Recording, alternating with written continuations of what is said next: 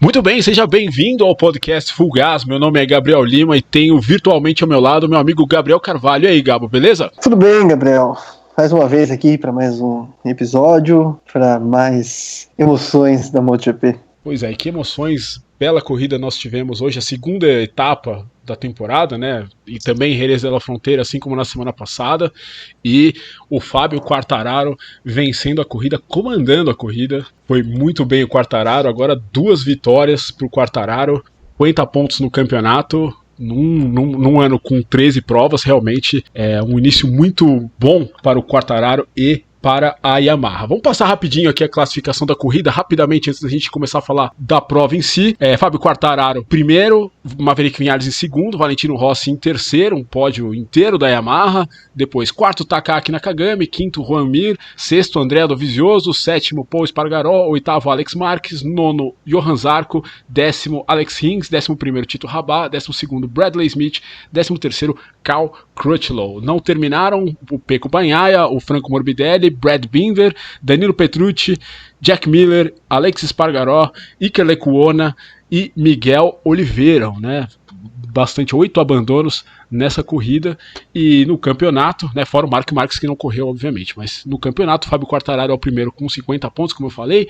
O Maverick Viñales, depois de 2 segundos lugares, tem 40 pontos. Andrea Dovizioso, 26. Takaki Nakagami, melhor Honda, em quarto lugar com 19, empatado com o Pol Espargaró, da KTM, com também 19 pontos. O Valentino Rossi, 16. Depois Jack Miller, Alex Marques, Zarco, Morbidelli em décimo, Mir, 11º, Pecco Bagnaia, 12º, Miguel Oliveira, 13º, 14º, Danilo Petrucci, 15º, Tito Rabat, 16º, Alex Rins, 17º, Bradley Smith, 18º, Brad Binder, 19º, Cal Crutchlow. Ainda não pontuaram Alex Espargaró e Iker Lecuona, que eram nas 2 corridas. E quem diria, Gabo, Marc Marques está zerado depois de 2 provas. É inacreditável, mas aconteceu. Alex Marques não tem pontos por enquanto.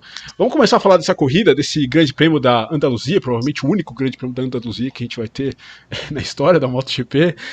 Grande prova do Fábio Quartararo, destruiu todo mundo, chegou a ter 8 segundos de vantagem, tinha o melhor ritmo. O Viñales não apareceu, né? A gente achou que nos treinos, né, o Viñales teria feito a pole se não tivesse saído da pista ali na classificação, mas não teve para ninguém, não teve para Viñales, não teve para Rossi, não teve para ninguém que estava correndo, né? O Quartararo foi soberano hoje. Soberano, rapidinho, só o Marc Marques tá zerado, né? Que a gente, você quis dizer Marques, disse Alex, tava com Alex no seu Marc pensamento. Marques. Né?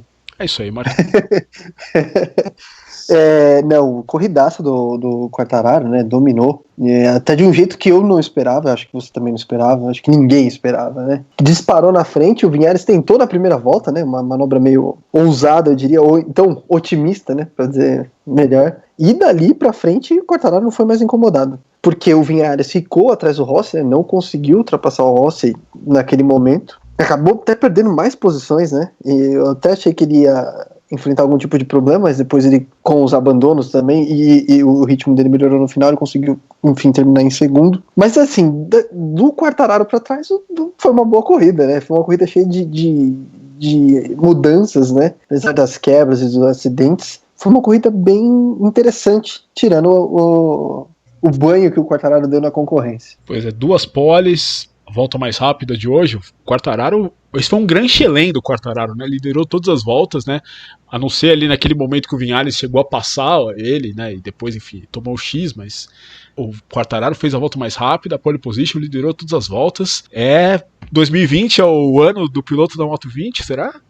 Olha, em uma conversa que eu tive com o Alexander Grunwald, nosso amigo, eu disse pra ele que eu achava que hoje o Viñales estava mais pronto para ser o adversário do Marques na luta pelo título do que o Quartararo, mas acho que depois de 2 corridas que a gente viu aí, o Quartararo não tá devendo nada pro Viñales. Inclusive tá melhor, né? A tabela de pontos e o desempenho tem mostrado isso, né? Quem diria, talvez seja o ano do 20, ainda mais, né? Com o Marques fora, talvez seja o ano do Quartararo. Talvez seja o ano de uma moto satélite, né? Satélite naquelas, né? Sendo campeã. Realmente, né? Uma equipe satélite aí. Não é uma moto defasada, né? Obviamente, mas De qualquer maneira, o Quartararo no ano passado, o Gabo, fez um ano sensacional, ali até aquela parte final do ano, né, com limitação de giro, né, com uma moto que não era igual à moto que tinha equipe de fábrica. O Quartararo, por exemplo, no Grande Prêmio de San Marino, né, Tailândia, ele não tinha moto igual e andou na frente, muito na frente dos pilotos de fábrica, né? Então, o Quartararo realmente vem fazendo um grande trabalho, e ele que foi o primeiro piloto da Yamaha a conseguir 4 poles ou mais seguidas desde o Lorenzo em 2010. Ele conseguiu essa escrita nesse final de semana, venceu as 2 primeiras corridas do ano, repetindo o Viñales em 2017 e o Wayne Rainey em 1990, né, pela Yamaha, né, isso falando pela Yamaha.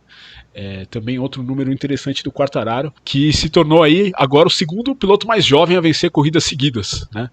O primeiro, obviamente, é o Marc Marques, com 20 anos e 154 dias. O Quartararo venceu hoje com 21 e 97 dias. Aí, enfim, para a gente ter realmente ratificado que o Quartararo é o anti-Marques, né? Muito provavelmente aí para esses próximos anos, Gabo. Mas eu queria falar com você um pouquinho sobre o Viñales. O que aconteceu, na sua opinião? O Viñales se mostrou durante todo o final de semana muito bem, mas chegou na hora da corrida, de novo, o início ruim de corrida, a corrida dele, de repente, tomou vida no final, mas o que acontece com o Viñales, né? Ele falou que ficou cansado no meio da prova e depois conseguiu ainda melhorar um pouco o ritmo.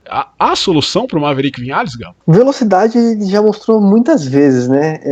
O que sempre me pareceu faltar para o Viñales é consistência. Sempre pareceu faltar consistência. E hoje ele mostrou de novo esse lado dele, né? Ele teve altos e baixos na prova. E foi até estranho ele não conseguir passar o Rossi, porque parecia que ele tinha mais ação desde, né, das primeiras tentativas. E de repente ele caiu de produção no meio da prova, foi sendo ultrapassado e parecia que ele não ia conseguir nem pódio. Chegou a cair para sexto. Chegou a cair para sexto. Né? Chegou um momento que eu falei, bom, o Viñales não vai pro pódio hoje, ruim para ele no campeonato, mas ele conseguiu se recuperar no final.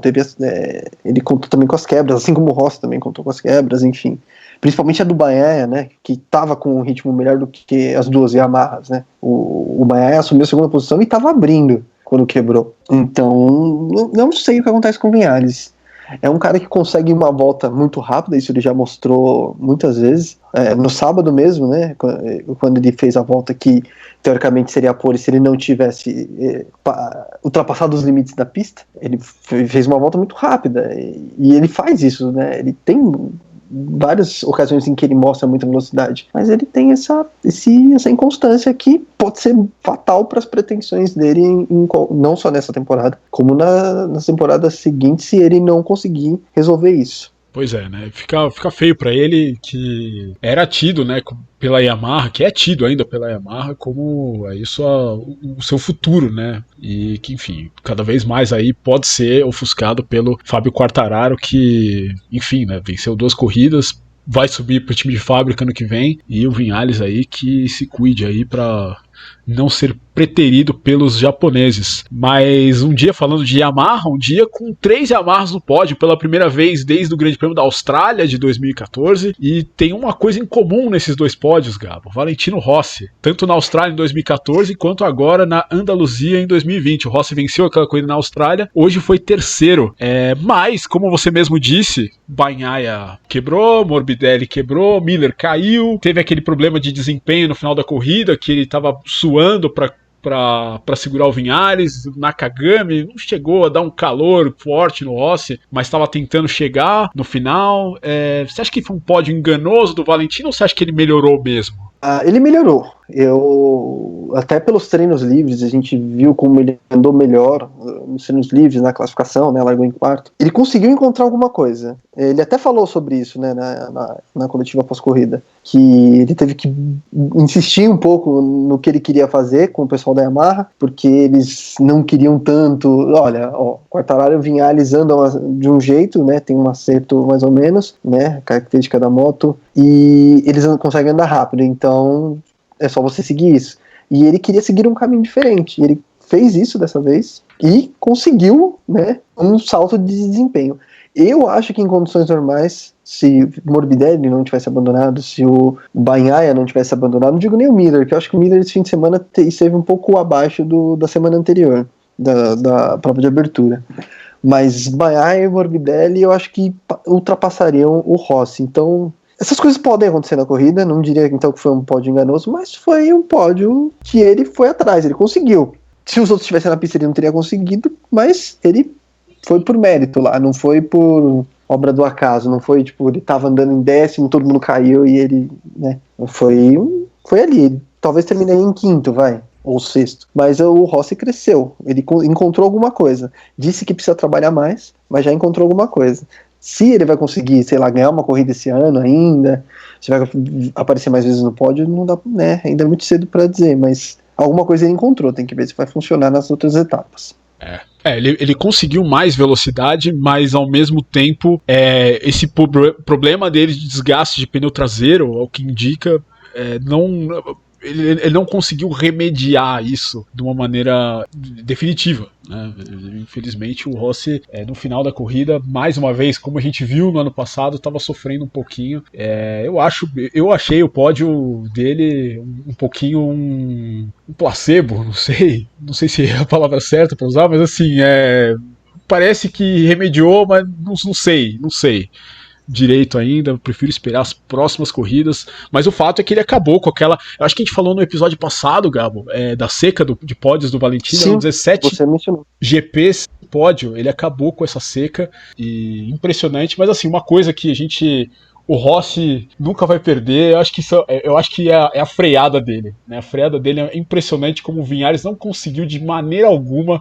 O Rossi parecia que freava uns 2 ou 3 metros depois do Viñales.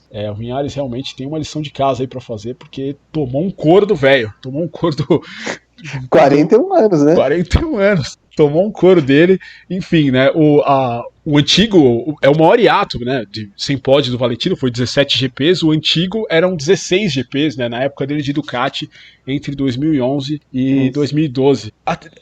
São 17 GPs, na verdade, porque eu não tô contando aquele da Malásia, que, enfim, teve aquele acidente do Simoncelli, infelizmente acabou falecendo.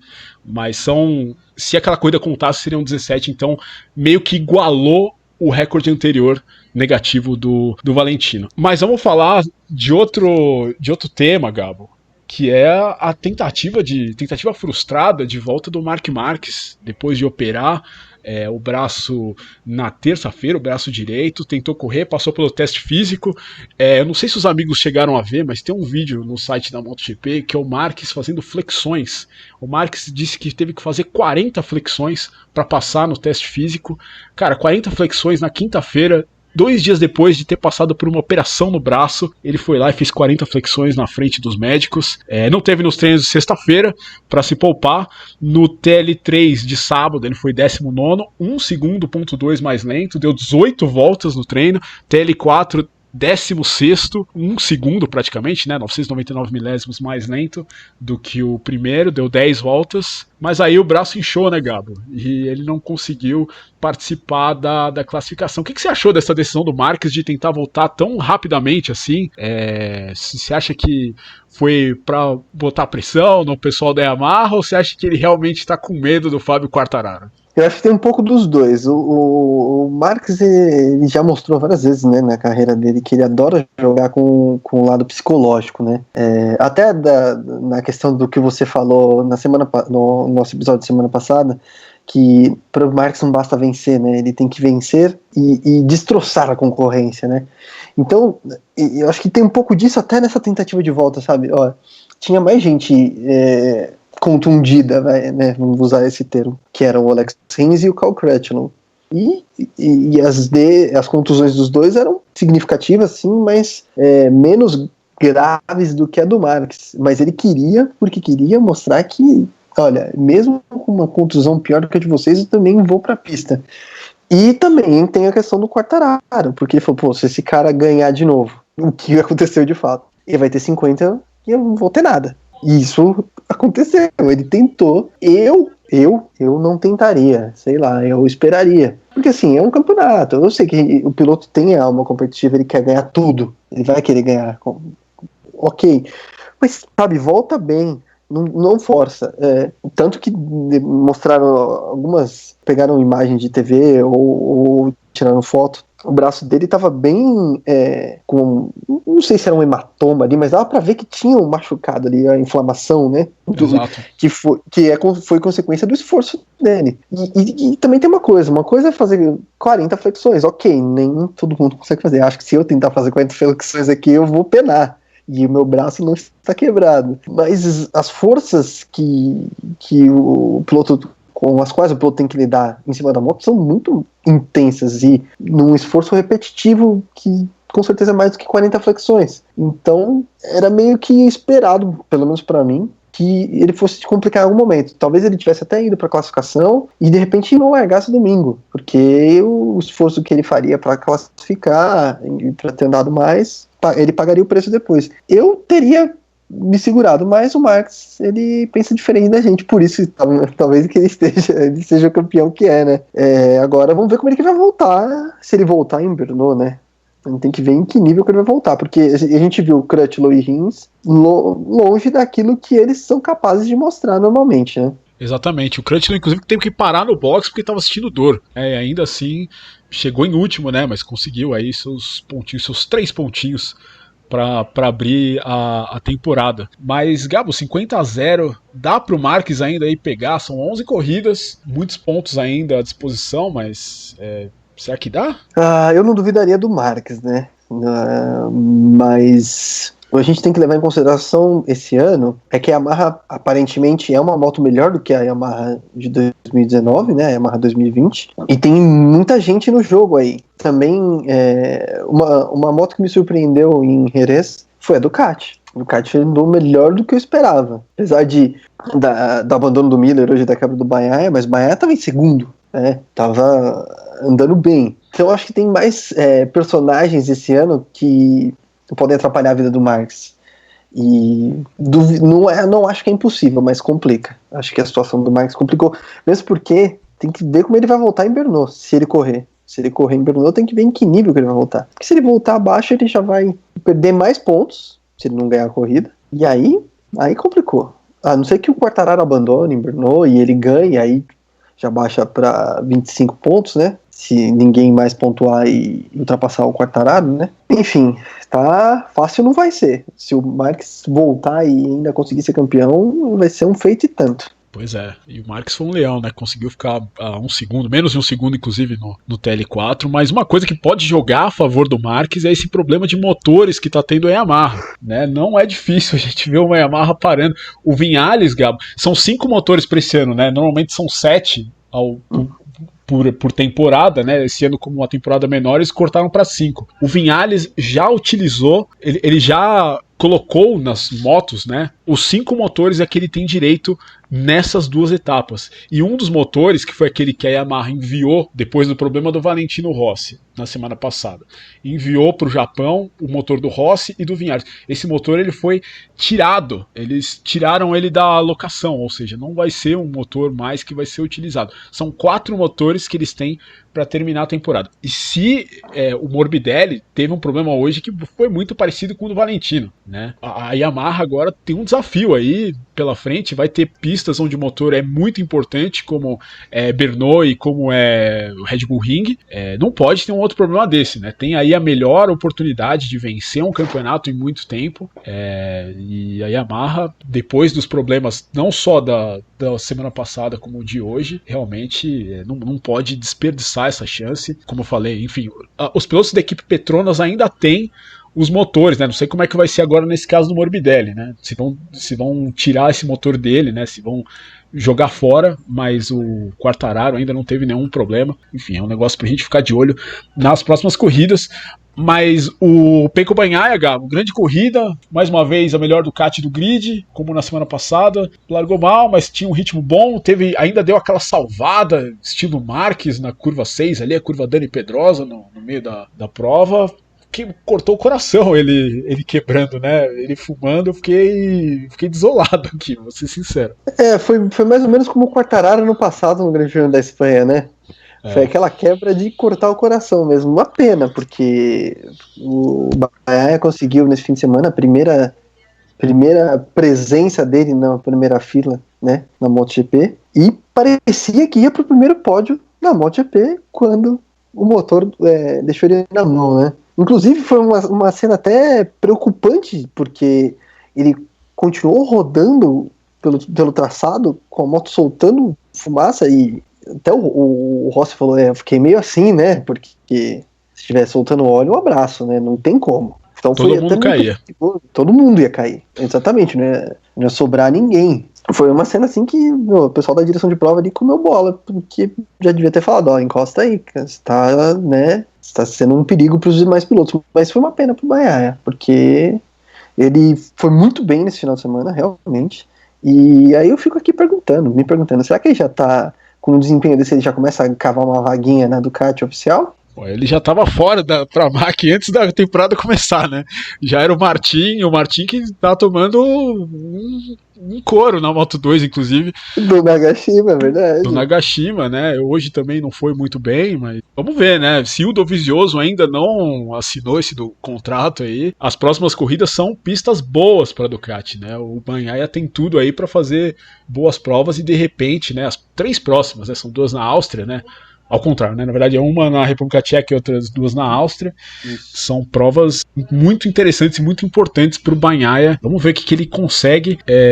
Se o Dovizioso chegou em sexto, fez uma corrida apagadíssima hoje. Se o Dovizioso não tomar para si aí essa responsabilidade da Ducati, olha que aí que tem o Bagnaia, de repente, por um valor muito mais baixo, a Ducati consegue um piloto equivalente, vamos dizer assim, né? E com o Miller, que enfim já virou uma realidade pela boa temporada que fez no ano passado, né? E nesse fim de semana o Bagnaia foi melhor que o Miller, né? O Miller acabou caindo sozinho, né? Hoje, né? Nós estamos gravando no dia da corrida e o Bagnaia foi melhor que o Miller. Então, de repente, isso já pode acender ali uma luzinha na Ducati e falar, ó, a gente tem um piloto aí que pode ser uma bela opção pra gente. No mínimo pra ficar na Pramac, né? No mínimo pra continuar na Pramac, caso o Dovizioso continue, né, na equipe oficial. Então é um piloto aí para se olhar aí para o futuro, né? Já quando foi campeão da Moto 2, ele foi campeão mostrando muita maturidade, não é um cara que fazia loucuras, né? Nem hoje foi um cara que fez loucuras. Ele cometeu ali os erros no começo, né? Largou, né? Não teve um bom início de prova, mas depois ele foi se recuperando com tranquilidade. Então é um cara para ficar de olho aí. Vamos ver, vamos ficar de olho no Pecco Bagnaia. Quem fez boas corridas também, né? Pilotos que fizeram boas corridas, o Franco Morbidelli, que, enfim, tinha aí uma possibilidade de ir pro pódio, infelizmente acabou quebrando, a gente falou dele, desse problema de motor dele. O Takaki Nakagami, que, olha só, é a melhor Honda da temporada, mesmo usando um equipamento defasado, foi o 4º hoje, melhor resultado dele na MotoGP, e é o 4º no Mundial, Gabo. O que dizer de Takaki Nakagami? Mas ele não ganhou a corrida, hein? Ele tinha que ganhar a corrida. Pois é. Só pra contextualizar, foi isso que o Crutchlow disse, né? Porque o Nakagami atribuiu esse crescimento no rendimento ao copiar, né? O que ele fez foi analisar a telemetria do Marx e copiou o estilo do Marx. E aí ele falou que ele, de repente, começou a andar melhor. E aí foram perguntar pro Crutchlow, né? O Nakagami falou que ele tá andando melhor porque ele copiou o estilo do Marx. Aí eu falei, então ele tem que ganhar a corrida. Pois é. No estilo Crutchlow de ser, né? Pois é, eles que não são, pelo que se diz aí fora da pista, não são os melhores amigos. Enfim, mas fechando. Foi bem na corrida. O Nakagami foi. Vamos ver agora na sequência da temporada, mas realmente foram finais de semana encorajadores aí pro Takaki Nakagami. Vamos falar um pouquinho agora das outras categorias do Mundial de Moto Velocidade, que também tiveram aí a sua realização nesse final de semana. Moto 2. Tivemos Enea Bastianini conquistando sua primeira vitória na categoria, né? Primeira vitória dele desde a Moto 3, né? GP da Catalunha de 2018. Luca Marini em segundo, que venceu na semana passada a corrida, e Marco Bezzecchi em terceiro, inclusive eles protagonizando aquela de pastelão na linha de chegada, depois da linha de chegada, um batendo no outro, os dois indo pro chão, caindo, se abraçando depois. Foi muito engraçado o que aconteceu ali, mas enfim. Tetsuta Nagashima, como a gente já falou, o líder do campeonato, tem 50 pontos, hoje foi muito mal, chegou em 11º. O Bastianini, olha só, é o segundo colocado no campeonato, tem 48 pontos, o Luca Marini, 45, é o terceiro colocado na Moto 2. Moto 3, a gente teve a vitória de Tatsuki Suzuki, né, o piloto japonês da equipe SIC 58, Squadra Corse. Só um outro adendo na Moto 2, foi o primeiro pódio 100% italiano na categoria intermediária desde GP de Imola de 1998. Com quem? Valentino Rossi em primeiro. Loris Capirossi em segundo. Coisa, né? Stefano Perugini em terceiro. Rossi é onipresente na MotoGP, na moto velocidade. Mas enfim, o Tatsuki Suzuki ganhou a corrida.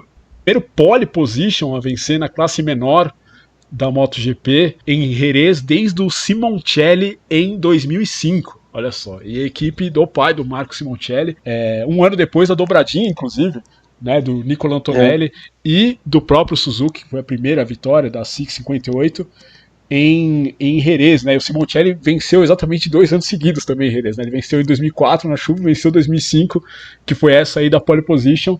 Duque que venceu também em Misano no ano passado, né? A pista que leva o nome do Marco Simoncelli, enfim. Quem escreveu esse roteiro aí é quase um filme. Pois é. Né? Um filme impressionante como é predestinada essa equipe 558. O John McPhee, que caiu na última curva na semana passada, foi o segundo colocado, e o Celestino Vietti, né, que quebrou a garrafa de champanhe no pódio, tomou 22 pontos na mão, querendo fazer igual o Lando Norris, né, da Fórmula 1, né, que bate o champanhe no chão e estoura o champanhe, chegou em terceiro lugar, depois foi tomar ponto no centro médico.